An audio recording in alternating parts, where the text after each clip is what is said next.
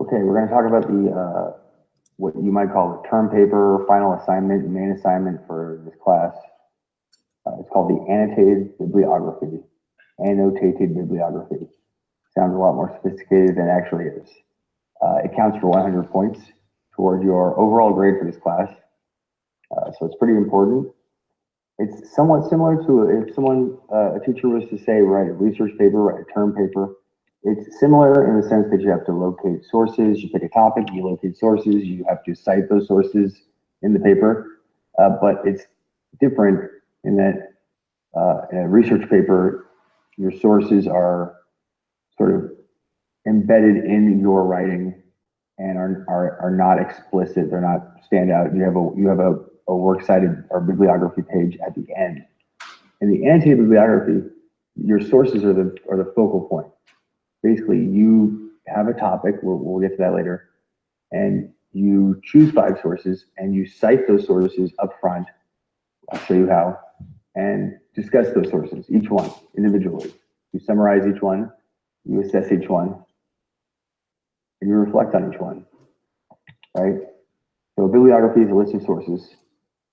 Sources, by sources, I mean a book, an article, or a periodical. Periodical is basically like the news, Time Magazine, the New York Times, Wall Street Journal. Articles, you know, what that really means is scholarly articles, scholarly journals, journals of American history. Usually if you go to a library, San Jose State's library, Evergreen's, Gavlin's, anywhere, any college library, there will be a library database for articles and stuff like that, where you can actually search scholarly work, you know. And so your list, so bibliography is a list of sources, you know, like a works cited page. So your list, basically, this is a list with annotations. That's what an annotated bibliography is. It's a list of sources with annotations. An annotation is literally a note, a notation, a comment or explanation, right? In this assignment, each notation is 3 paragraphs. So you have 5 sources. Each source is cited. Each source has 3 paragraphs following that citation, right? So that's 15 paragraphs, 5 citations. Okay. I thought there was a mouse. Sorry, I had a mouse in my bathroom 2 days ago. Anyways. No, that was just me. Okay, that was just me. Rodents are terrifying to me. So moving on. So these 3 paragraphs for each source. You choose a topic, you pick a source. You do not have to read, if you get a book, for example, you do not have to read the whole book. I would not expect you to read 5 books and articles entirely. You usually, if it's a book, you read the introduction, you read the conclusion. You're going to know what the book's about. You know, you can even read a book review and cite the book as if you read it. Just, you know, you get the gist of it, because you remember, you only have to write 3 paragraphs for each source. The first paragraph is summary. You summarize the book. What is it about, right? So you're taking a 250, 300 page book or a 20 page article, scholarly article. You have to write a paragraph, 4 sentences minimum, 4 to 6 sentences ideally of summary. That's not a lot. You don't have to read the whole book to come up with that, right? You don't want to get into too much detail. Give us the basics: who, what, where, when, why, right? Summarize the content of the book. In the second paragraph, you assess, is it a reliable source? Who is the person who wrote it? Did they write it? Who published it? What perspective was it written in? If, for example, a good example to use is a biographer, like a Ronald Reagan biographer, someone who's the official biographer of President Ronald Reagan. They're the official biographer. That means they have the good thing about assessing, when you assess this book, this person has access to all sorts of stuff from the Reagan family others might not have access to, right? But they also are limited possibly in what they can say about Ronald Reagan. If they say something very negative about him, they might not have access to that stuff, So or if you read something in the New York Times, well, the New York Times leans, I would say, leans left of center. It's more liberal. The Federalist or uh, the Washington Times, very conservative. Do not use anything from InfoWars. Alex Jones is completely full of, you know what, it's a bogus site. Do not use, don't use anything from Glenn Beck. Don't use anything from Wikipedia, uh, history.net. This is not a thing where you go to a quick little blurb on a website, right? And Wikipedia has blatant lies in it too. So if you want to know which ones, I can point you in the direction. Just email me. So summarize, assess, and then in the third paragraph, you reflect. Now what reflect means is how has this specific source changed how you think about your topic, right? So we have 3 topics to choose from. I'll go into them. We're going to talk about one. The 3 topics are actually women in war. The second is immigration. And the third, I believe, is technology and communication, right? So we're going to focus on women in war. Women in war, right? So you just think of generally women in war, whatever you think of. Women nurses in the Civil War, or Rosie the Riveter, right? Women in World War II, or more contemporary, our own time, women serving in combat. That's, you know, that's from an official standpoint, it is a new thing in our country.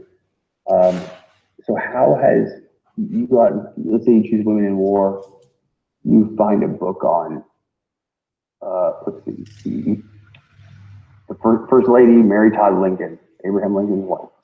She was the first lady during the Civil War. She's a woman, a very important woman. She is the first lady of the nation during one of the most important wars, if not the most important war in our nation's history. How is reading a book about Mary Todd Lincoln specifically, how does it change how you think about your topic? Now, this is an important part too. Not all of these sources have to have a serious effect on your topic. Some of them, you might have gotten the book or the article thinking it had something to do with your topic, and then as you read it, you realize this is not related. This is not related at all. That's okay. That's okay, because this is not a term paper where you're trying to form an argument.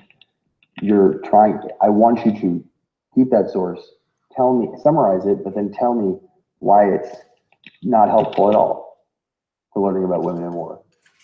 You know, for example, you could see a book called, let's say, a book called, I'm just going to cherry pick, Girl Power. You see something called Girl Power, and you're like, oh, girl power, war. There's got to be something in there. You start reading it, and it's about teenagers in a middle school somewhere, you know, and the pressures of being a girl in middle school. And that's fine. You summarize that, and then you assess it. It's, you know, it's reliable, I guess, but it's not useful for what I'm doing. And it hasn't changed how I think about women in war at all, because it has nothing to do with it. That's okay. The point is that you are locating sources, absorbing them, and you're able to give me what's called summary analysis. Summarize them and analyze them. The fact that you can tell me this had nothing to do with my topic and was not very helpful is a good thing. It's a good thing. Don't look at it as a bad thing. Don't just choose sources that are all fit perfectly into the topic. That's not the point, right? That's not the point.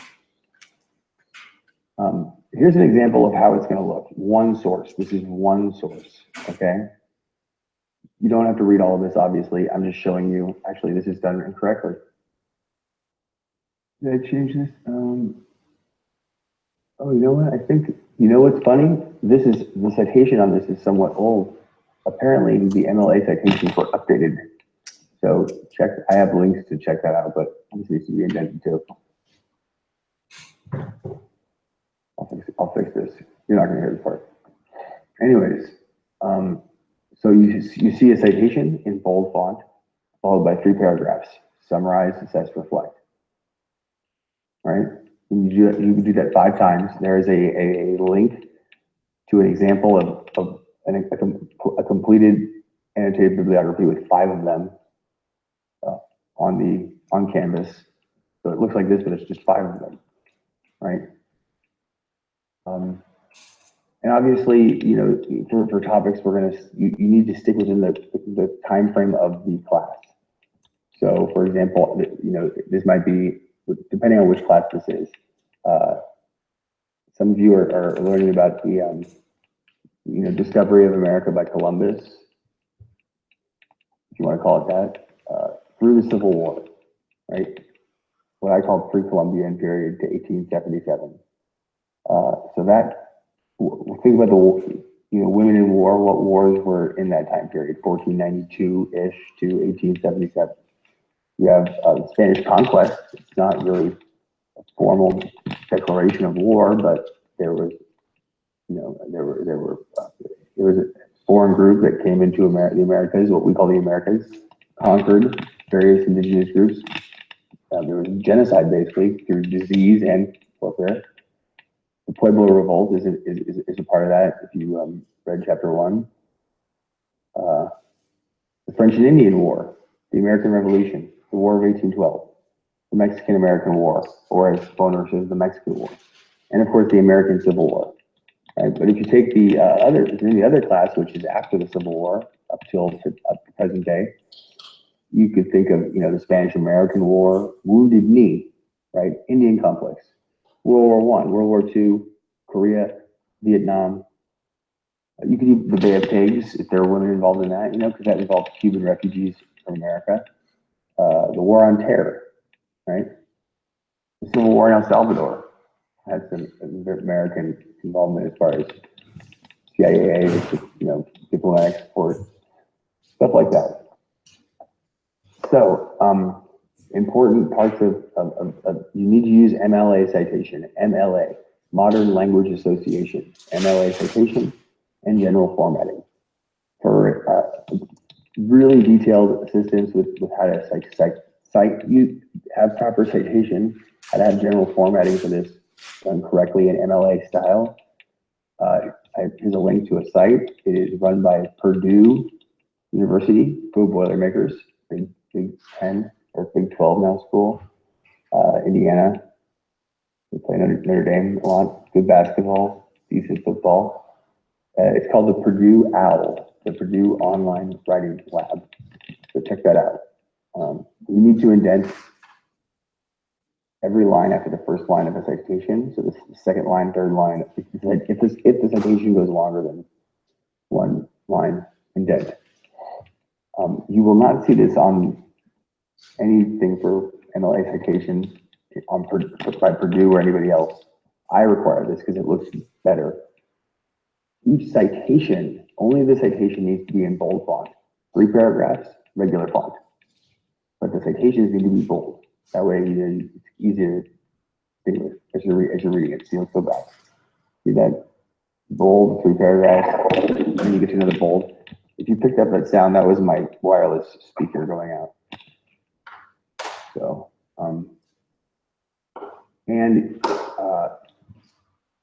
so there's been some changes to the MLA citation. Go to this website by Purdue. Just Google search Purdue OWL if you lose this specific link I have up right now. For MLA, it is optional to include a URL, which is a web address, in your citation. You do not need to do this. I actually do not want you to do this because I just don't think it looks very good. Obviously web address, some people require this because web addresses change. They want specific URL address to know where you specifically were on the web when you got it. I don't need that. I will find it. It doesn't look good, basically.